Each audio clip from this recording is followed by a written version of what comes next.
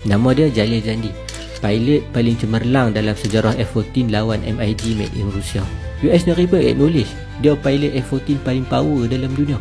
Punya berantu geng ni sampai Saddam Hussein waktu tu offer sebiji Mercedes kat pilot dia kalau boleh perjatuh satu F-14 Iran. Air Force Iran sampai guna 8 biji Mirage F1 untuk ligan dia seorang saja. Pilot Iraq dapat jet dah, tapi dia sempat eject. Cuma sebelum tu dia sempat titik lagi 2 biji daripada 8 tu. Cuma kalau kita ingat ni dahsyat dah, kita kena tahu masalah Iran dengan jet F-14 ni. Lepas revolusi 1979, Iran kena hadap dua masalah yang kalau ikut Air Force Iran patut lingkup terus dah. Satu, Iran ajak perang untuk luaskan teritori dia sebab dia duk nampak Iran lemah. Disebabkan faktor kedua, US keluar daripada Iran. Disebabkan papet dahsyat Iran dah tumbang dalam revolusi 79 tu, US tarik segala pelaburan dia termasuklah supply senjata dekat Iran. Engineer dengan trainer pilot untuk F-14 yang Shah Iran baru order tu pun US angkut balik. Padahal Iran sebelum tu dah bayar harga full order dengan 5 kali ganda lagi mahal dari harga market. Sebelum fly, geng-geng ni pelingkup dulu pula misal Phoenix yang jet F-14 tu guna. Jadi Iran memang jadi bengong tak?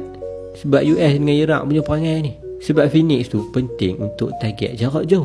Jadi satu-satunya cara yang boleh untuk fight adalah pergi dekat. Cari mampu lah. Air Force Iraq bukan lekeh. So Iran terpaksa korek juga supply Phoenix ni. Sebab perang yang Iran expect maksimum setahun 2 je, tahu-tahu masuk 5 tahun. Punca dia Iran dapat talian hayat walaupun dia kena sabotage dengan US.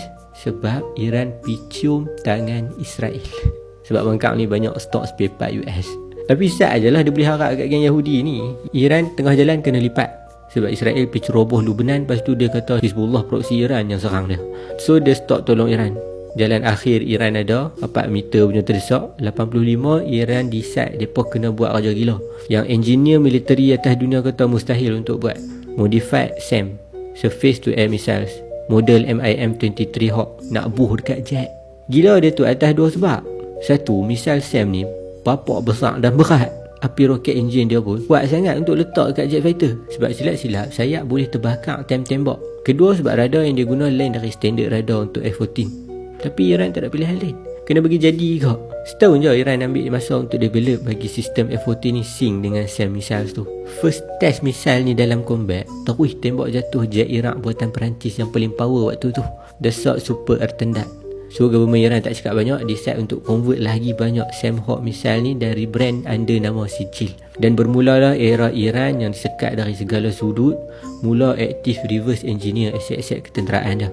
Kesan dari kisah F-14 Iran ni.